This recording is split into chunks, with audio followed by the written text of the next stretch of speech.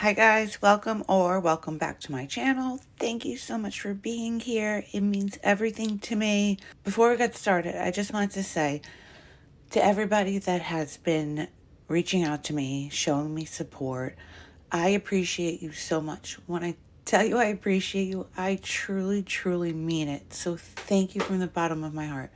If you haven't subscribed yet, please subscribe. Please leave me a comment.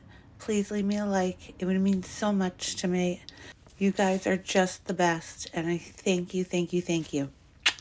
So before we get started, a huge chunk of the information gathered for this video is from Caitlin's sister Amanda's blog. So I'm going to link it down below if you want to go read the entire blog. Caitlin Elizabeth Wootlin was born on January 17th, 1989. She was described as an amazing person who believed there was good in everyone. She loved her church, her friends, and her family. She had an incredible passion for Christ and would read the Bible every single night. She had such a good heart that this child would actually write prayers in a journal for people that she didn't even know. At the time of her death, 16-year-old Caitlin lived in Ada, Oklahoma with her mother Donna and her younger sister Amanda. She was a student at the local high school where she was a color guard and had dreams of becoming a teacher when she grew up. It's unclear what happened between the girls' mother Donna and their father, but it does seem as though he was indeed in the girls' lives. When Caitlin was 11 and Amanda was 10, their mother brought Jerry Don Savage into the girls' lives. Amanda would say that their mom didn't date when they were growing up, focusing primarily on work and her girls. So Caitlin and Amanda were happy when Jerry first came into their lives because their mom was finally happy. Donna's parents could see that Jerry was very controlling, and of course, out of concern for their daughter, they decided to confront her about it. Donna was in denial about this. Maybe she was blinded by love, but nevertheless, she stood firm in the fact that this was not true. Once Jerry found out about this, he became so furious that he banned Donna and the girls from seeing their grandparents. So I'm thinking that the grandparents were on point with their opinion of Jerry Savage. The girls were devastated by this, but they were told that they were not allowed to talk about it or cry. Eventually, the girls came to the realization that they were not allowed to show any emotions at all. Jerry controlled every part of their lives. If they did anything out of order, he would punish them and justify his actions by calling them spoiled girls that needed to stop being babied. Their mother was so controlled by him as well that anytime she tried to stand her ground, Jerry knew what to say or do to make her sit down and shut up, followed by a nice family vacation to help smooth things over. In August of 2005, after 5 long years, Donna had finally had enough. Donna and the girls were going to return back to the happy life they knew before Jerry walked on the scene. A few weeks later, Donna began talking to an old friend from high school named Brett. But it wouldn't be long before Jerry would find out about Donna's new relationship, and to say he was pissed would be a major understatement. He began sending Donna emails threatening to kill himself if she didn't take him back, leaving notes on her car and having friends harass her. On August 29th, Caitlin left for school early, and Donna drove her younger daughter later on. When Donna arrived back home, she went into the house through the garage and found Jerry Savage in her home with a gun pointed at her. Along with the gun, he would also have what police later defined as a kidnapping kit, a blue leather gym bag filled with 2 rolls of duct tape, 1 roll of clear packing tape, binoculars, flex cuffs, and an extra cartridge of ammunition for his 9mm handgun. He would hold her at gunpoint for 4.5 hours straight, repeatedly telling her he was going to kill her, with her number one priority being that the girls did not come home to find their mother's dead body, or even worse, come home and Jerry Savage still be in the home. She told him that the girls had plans to come home for lunch that day. Still at gunpoint, he made her get into the car and drive to his house.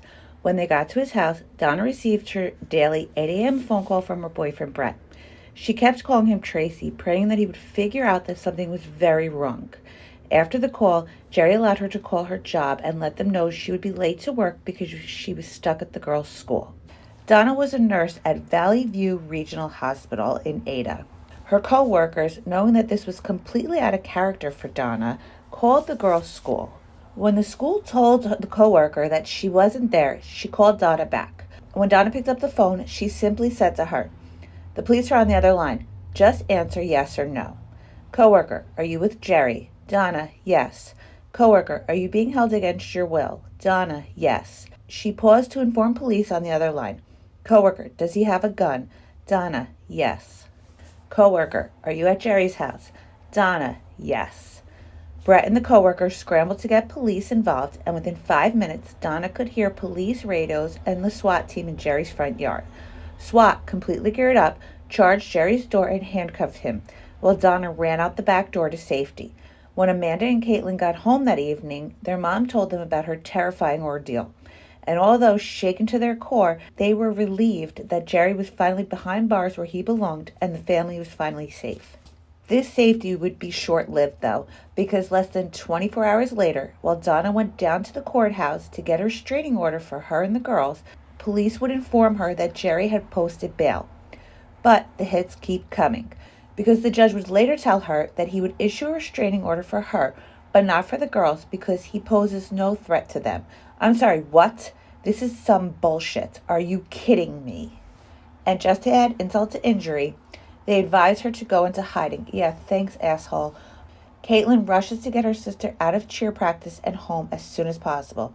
They had to pack bags and get the hell out of there before the man that was holding a gun to their mother's head less than 24 hours before was about to be back on the streets. The girls would stay at Brett's house in an attempt to keep them safe. On the way home, Caitlin called her grandfather, who went right over to Donna's house. He told her to stay at Brett's house and let the grandparents take the girls, because that would be the last place he would look for them. So after not being able to speak to their grandparents for 4 long years, they would be living with them. Although they were happy to have their grandparents back in their life, it was all happening so fast, and the girls held on to each other, trying to embrace their new normal. Shortly after, things started to calm down.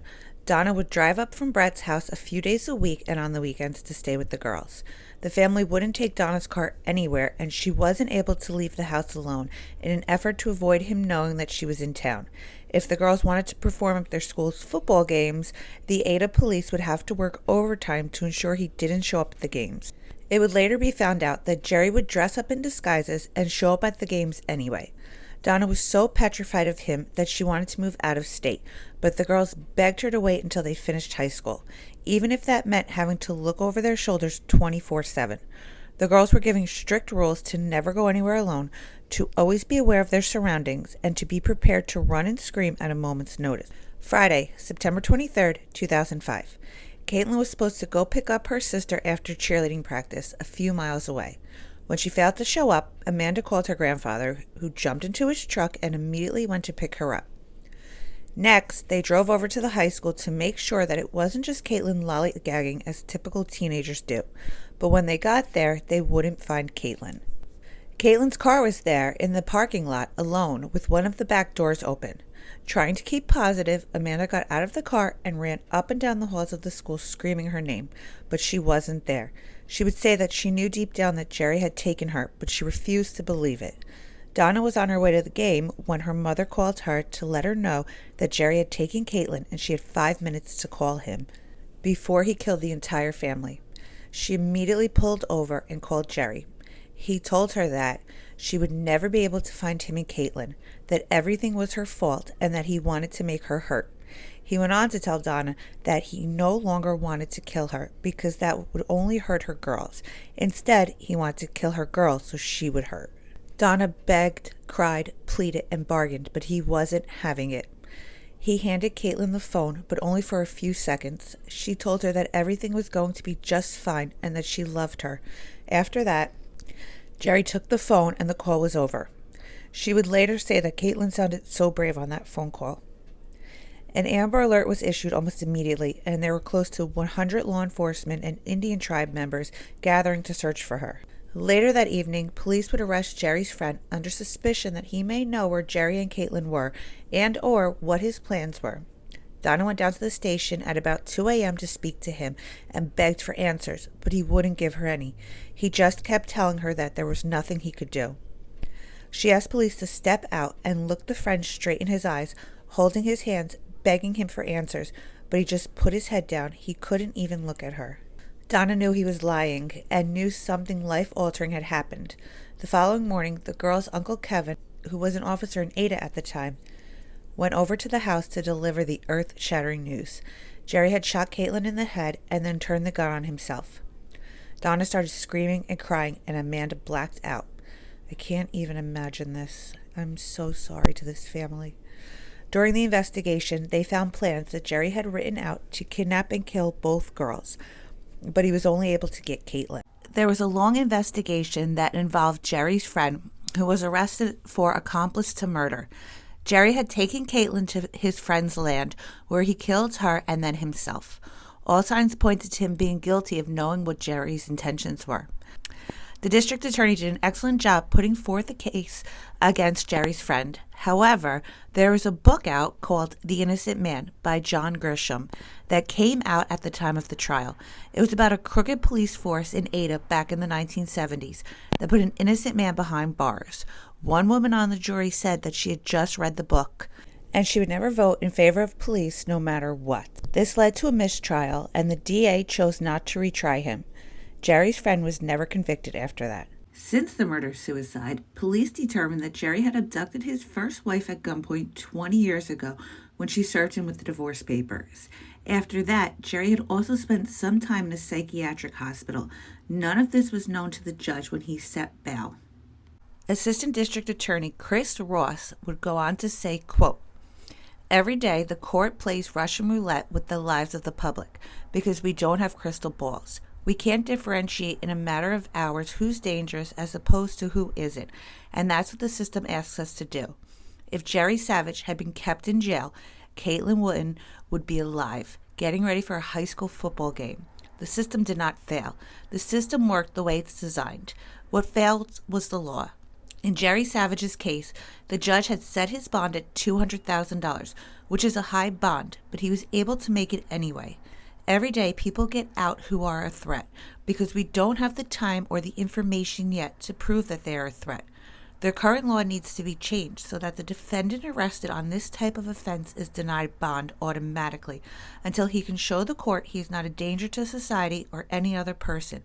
With the bond laws we have now, we can't do that." End quote. State Senator Susan Paddock adds, quote, "These things aren't supposed to happen in our communities. And when this happens, it's time for us to step up to the plate and say, what can we do to go about changing so nobody else has this happen to them? I am asking all of law enforcement, the district attorneys, the judges, everybody who has expertise to find the answer to this problem. I would love for it to be called Caitlin's Law." End quote.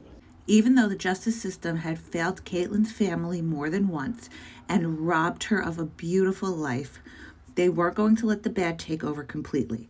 Since then, they have passed a law in the state of Ohio called Caitlin's Law that denies bail to any person who has violated specific laws and poses a threat to the victim.